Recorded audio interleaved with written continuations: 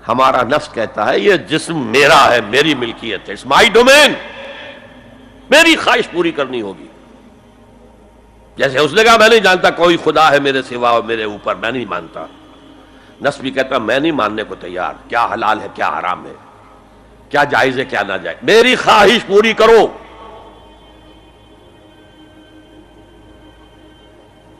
اس کے خلاف جہاد، یہ پہلی منزل کا جہاد ہے. اور آپ کو معلوم ہے 3 منزلہ عمارت ہے تو بلند ترین تو ہے تیسری منزل، اہم ترین ہے پہلی منزل.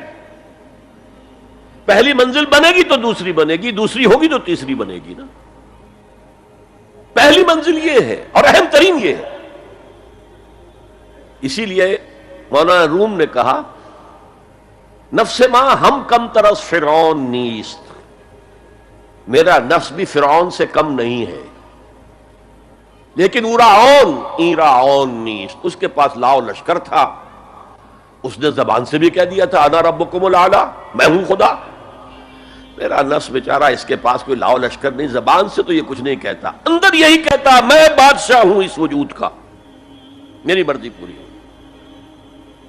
تو اسٹرگل اگینسٹ دس بیسر سیلف، ایک سیلف ہے اونچی سیلف، خود ہی انا ایگو، اور ایک ہے یہ بیسر سیلف، حیوانی جبلتیں جو اندھی بہری ہیں، جو حلال اور حرام سے انہیں کوئی غرض نہیں ہے، ان کے خلاف جہاد کرنا. آپ نے فرمایا صلی اللہ علیہ وسلم المجاہد من جاہد نفسہ، اصل مجاہد وہ ہے جو اپنے نفس کے خلاف جہاد کر سکے. تمہارے اندر یہ دشمن تو بیٹھا ہوا ہے، تکڑا ہے، تمہیں کنٹرول کر رہا، چلے وہ باہر کے دشمنوں سے جہاد کرنے کے لیے. تم نے ٹانگے کو گھوڑے کے آگے باندھ دیا. اور ایک دفعہ حضور سے پوچھا گیا ای الجہاد افضل یا رسول اللہ، اے اللہ کے رسول سب سے افضل جہاد کون سا ہے؟ فرمایا ان تجاہد نفسک فی طاعت اللہ، اپنے نفس کے خلاف جہاد کرو، اسے اللہ کا مطیع کرو. یہ جو اندر کی کشمکش ہے، کشاکش ہے، یہ جہاد فی سبیل اللہ کا نقطہ آغاز، اللہ کا مطیع بنانا ہے نفس کو. اس کے ساتھ 2 سب لیول اور ہیں. اس نفس کو بھڑکانے والی ایک قوت ہے انویزیبل، اور ویزیبل بھی ہے. انویزیبل قوت سب سے بڑی ابلیس، شیطان لعین، اور اس کے چیلے چانٹے جنات میں سے، اور ویزیبل میں انسانوں میں جو اس کے ایجنٹ ہے، جو فحاشی کو کلچر کا نام دے، یہ اس ابلیس کے چیلے ہیں. ان کے خلاف جہاد نہیں کریں گے آپ. اگر آپ ان کے خلاف ایگریسو ایٹیٹیوڈ اختیار نہیں کریں گے تو آپ ان کے دباؤ میں آ جائیں گے. ان الشیطان لکم عدوا فاتخذوہ عدوا، اے لوگوں یہ شیطان تمہارا دشمن ہے، اس کو اپنا دشمن سمجھو. وہ تمہیں سبز باغ دکھاتا ہے، بدی کو مزین کر کے دکھاتا ہے، اچھے اچھے نام اس کے رکھ دیتا ہے، اور تمہیں آمادہ کرتا ہے بدی کے ارتکاب پر. نہیں، وہ تمہارا دشمن ہے. افتتخذونہ وذریتہ اولیاء من دونی، تم مجھے چھوڑ کر اسے اور اس کے چیلے چانٹوں کو تم اپنا دوست بناتے ہو. نہیں، شیطان کے خلاف جنگ کرو. اور تیسرا اس پر سب لیول کیا ہے؟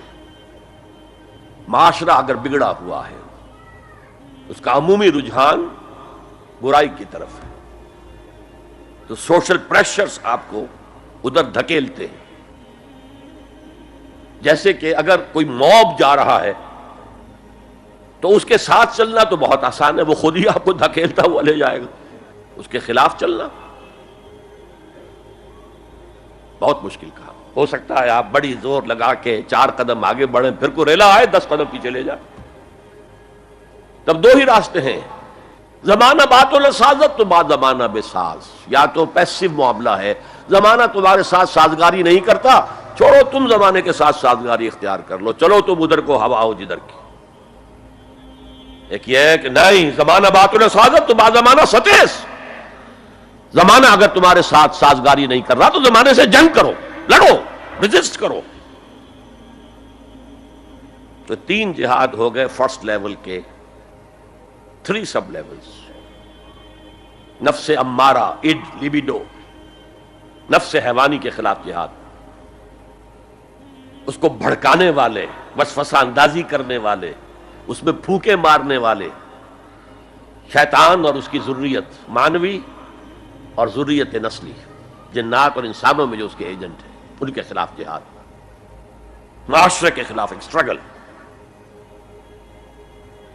اب یہ 3 جہاد آپ نے کر لیے، اللہ توفیق دے ہم میں سے ہر ایک کو، تو اب یہ جہاد آپ کے جسم سے باہر نکلے گا، خارج میں آئے گا۔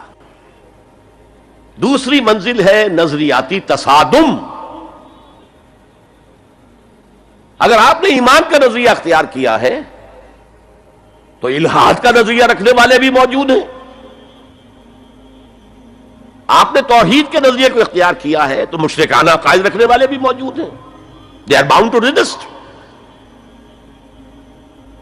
اس کے خلاف جہاد کرنا ہوگا، محنت کرنی ہوگی، اپنی بات کو دلائل سے ثابت کرنا ہوگا، اپنی بات کو اچھے انداز میں حسن اسلوب سے لوگوں کے دلوں تک پہنچانا ہوگا۔ ظاہر بات ہے وقت لگے گا، جان کھپے گی، اور اگر آپ انتہائی سنسیئر ہیں یہ آپ کا ایک لائف لانگ اور ہول ٹائم جو ہے آپ کی انگیجمنٹ ہوگی ہے۔ اینڈ ٹائم از منی۔ جہاد بالمال، جہاد بالنفس۔